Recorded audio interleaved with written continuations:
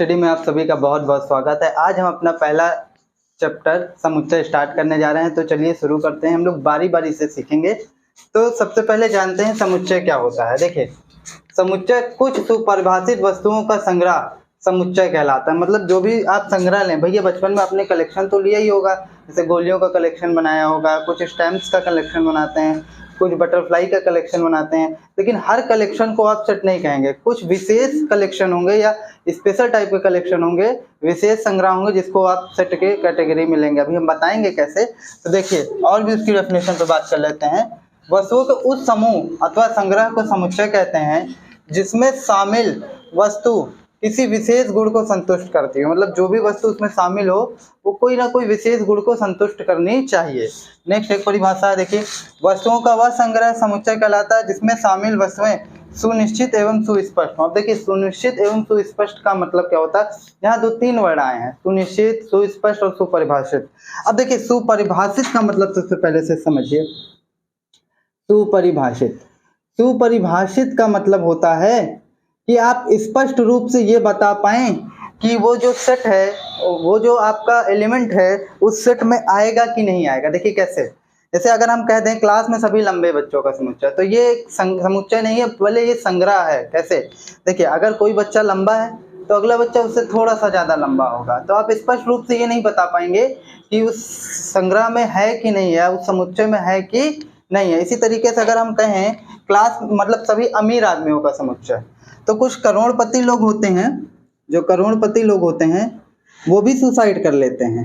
क्यों सुसाइड कर लेते हैं? कहते हैं हमको बिजनेस में लॉस हो गया, इस वजह से हम जो है सुसाइड कर रहे हैं। आल्दो उनके अकाउंट में बहुत सारे करोड़ों अरबों रुपए पड़े होते हैं, लेकिन तो अमीरी की डेफिनेशन क्या है? कोई लाख रुपए कमा रहा है तो अपने आप को बहुत बड़ा लगाता है, कोई करोड़ लगा रहा है तो लगाता ही नहीं कि हम अमीर अभी नहीं, अभी हमको अरब में कमाना है। तो ये भी कोई स्पष्ट रूप से नहीं। स्पेशल आप ये समझिए कि अगर किसी के कैरेक्टर से अगर आप सेट को डिफाइन करेंगे तो वो सेट के संग्रह में नहीं आएगा। जैसे आप कह दें बहुत सुंदर बच्चे का समुच्चय, अब जो बच्चा आपके लिए सुंदर है हो सकता है अगले के लिए सुंदर ना हो, या हो सकता है जो आपके लिए सुंदर ना हो अगले के लिए बहुत सुंदर हो।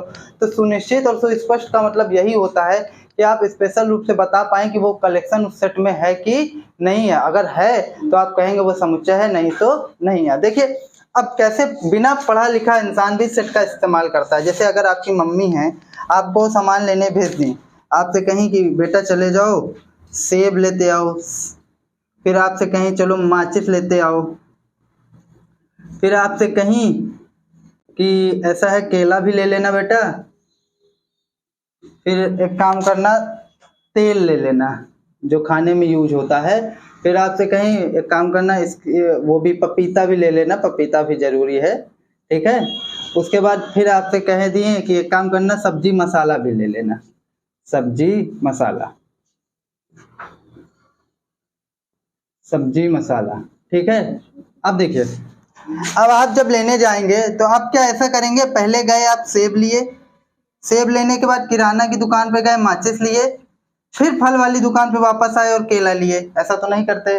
फिर आप किराना की दुकान वापस चले गए, तेल ले लिए, फिर आप फल वाली दुकान पे गए पपीता लिए, ठीक है। सब्जी को यहाँ थोड़ा डेफिनेशन में कर देता हूँ, दूसरा कर देता हूँ, एक मिनट, जैसे धनिया कर देते हैं। फिर आप सब्जी वाली दुकान पे गए धनिया लिए, तो ऐसा तो नहीं करते ना। और फिर आप किराना की दुकान पे गए और मसाला लिए। आप क्या करते हैं, सेब फल को पहले अलग अलग कर लेते हैं जितने फल है, और किराना की दुकान पे जितने मिलने वाले चीजें हैं उनको अलग कर लेते हैं। नहीं, किराने की दुकान पे नहीं मिलता, ये तेल और मसाला मिलता है, और ये सब्जी की दुकान पर मिलता है।